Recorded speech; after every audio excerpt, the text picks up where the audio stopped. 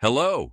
In this episode of Exclusive Interview, we are hosting Sergey Khloptsev, the head of a peasant farming enterprise in the Ryazan region and co-founder of the Potatoes and Etc. chat, popular among potato growers. Together with him, we discussed the preliminary results of the 2024 season and also touched upon current issues of potato growing in Russia and abroad. Watch the interview until the end so as not to miss the most interesting. Subscribe to our channel, share videos, and leave suggestions in the comments about who you would like to see in our next episodes. Hello, comrades. My name is Sergey Khloptsev. I am a farmer from the Ryazan region. We have a small potato farming operation, growing 100 hectares. We also have a related crop, all in rotation, a grain crop. We are currently at the warehouse. This warehouse is in the process of being completed. There will be a container storage facility for potatoes with a capacity of 1,500 tons. For now, we are using this warehouse as a shipping terminal. Here we have warehouse equipment and a packaging line. The agro firm is handling shipments for clients and the public. Here potatoes are sold at retail, and there are also wholesale shipments of potatoes. Next to us is a warehouse. We will go there now and I will show you. There we have a winter storage facility. The main part of the potatoes is stored there. This is what we use for seed purposes in the spring and for sales in the winter period. Let's go, Victor, I'll show you. Here we have carefully packaged grain, which means we also sell grain to the local community and surrounding areas, what we grow in our fields. The volumes are small. Essentially everything is sold at retail. This year, we experimented with a new crop, soybeans, for the first time in our area, not in the region, in our farming practices, and it was quite an experience. Well, I will say that I like the result. 2 tons per hectare. It's a crop. The crop is very interesting. We will continue to further develop it and plant it. This warehouse is where we started our work activities. It was probably around the year 2002. My parents were just starting to engage in farming, so I am in the second generation. We inherited an old warehouse from the collective farm. In the winter period, we also engage in the process of lumber milling, meaning we make boxes, containers, and wooden pallets for our own needs, such as in other words, every single item and resource is fully utilized and put to good use on our farm, ensuring nothing goes to waste. Now let me introduce you to the main storage warehouse, which serves as the central hub for all our farming equipment, harvested crop, and essential supplies. The warehouse is designed for approximately 1,200 tons of potatoes. It is stored here for safekeeping until April. At this very moment, we have potatoes of the Rodrigo variety lying here in storage. The total gross yield here is not sorted. We will continue to sort and process it further. For now, we are doing it manually, yes. Later, when space becomes available in the warehouse, we will bring in the equipment and will process it through the machinery and packaging. No, we have them in layers, meaning there are columns, so we remove one layer of one variety in order, then a layer of another. And further on we have gala, yes. We use containers, moving them with containers to avoid mixing the varieties. This is non-standard potatoes. And by the way, non-standard potatoes are in very high demand this season because, well, they are social potatoes. As we all know, potatoes are expensive this year and not everyone can afford them. That is, families with many children, and generally social people eagerly buy this non-standard potatoes. 150 rubles for a bag. Well, you can kind of eat it yourself and also feed the animals in principle. But this is what gets sorted out from the general mass of potatoes. And sorted, some potatoes that are not suitable for sale. Here we have the finished products. These are already packaged potatoes that are ready and will be put up for sale.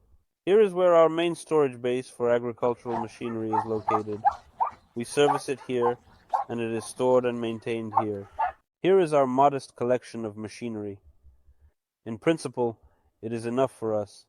This season, we acquired a new harvester. We haven't even worked with it yet.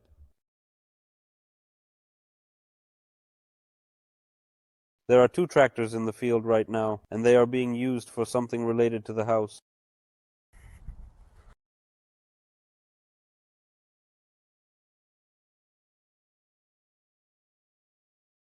I only have Belarusian tractors.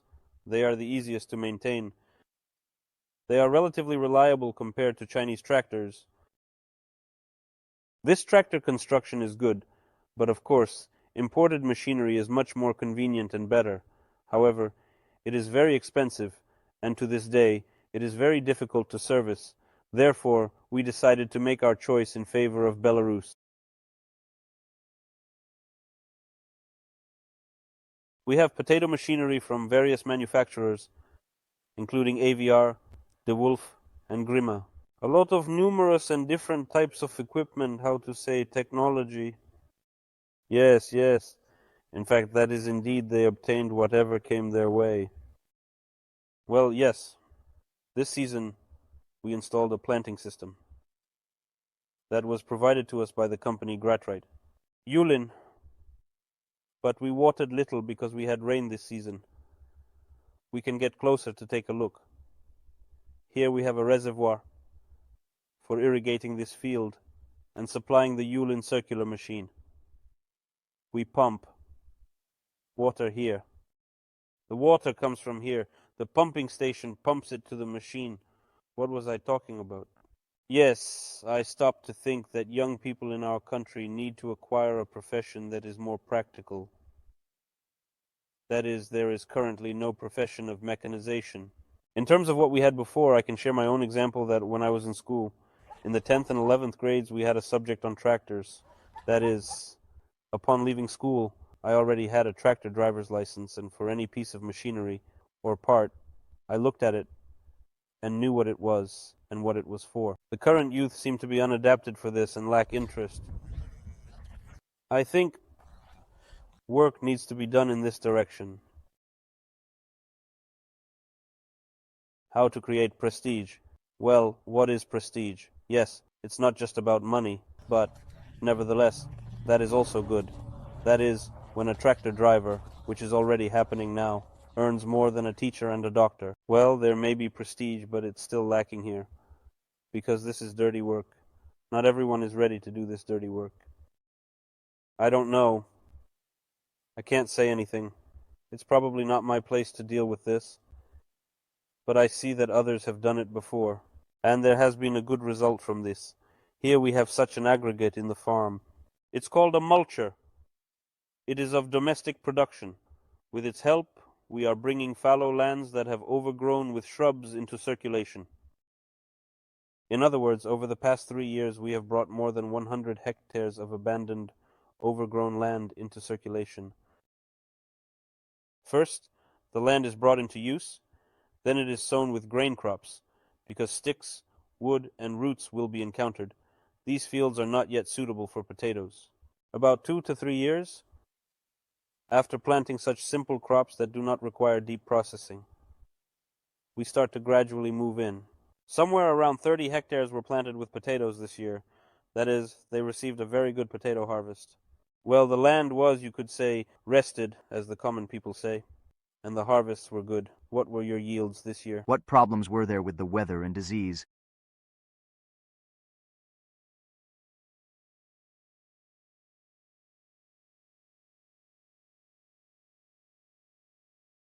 Well, overall, we didn't have any diseases, and the yield was neither too low nor too high.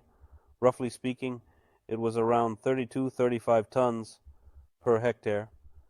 But the most important success, not just for me, but for everyone, is the price of the product this year, which has now reached up to 30 rubles, at least in our region. We started at around 18-20 rubles, but that was also an acceptable price. Well, now we are trading 30. This was the most important success for all farmers in Russia overall. So basically everything is fine. We live, we enjoy, we work, and everyone is satisfied. Expectations for the 25th are uncertain. It is very difficult to make predictions right now, and we remain at the same level in terms of area. Let's see what happens next, because as we all know, the world is constantly changing. Everything is changing, and we cannot predict anything. Cars were initially planned, but then one part was set aside, then another, and gradually this turned into a mini workshop for repairing agricultural machinery. Here we have a welding machine, a compressor for blowing, a mini wash for cleaning the equipment, and a bunch of various tools. That's how we are slowly working. A lot needs to be adapted in terms of tools and machinery, but that's a separate topic. However, it is important to note that we can't accommodate all the details into one video. Here we have one of the handcrafted and custom-made tools that we use in our workshop, a ridge forming cutter. We installed feeding boxes on it. That is, we made a transmission from the wheel and installed a primitive gearbox. By changing the gears, we can adjust the speed and accordingly the dosage of a specific fertilizer applied per hectare. In our case, we are applying carbamide nitrogen fertilizer. A hose is attached here. The cutter moves, rotates, and the fertilizer is dosed and applied directly into the row as nitrogen fertilizer. That is, it is a very good fertilizer. Then, everything is covered up, buried with soil, and the ridge-forming plate compacts it from behind, resulting in a good ridge that is, how to say, completely filled.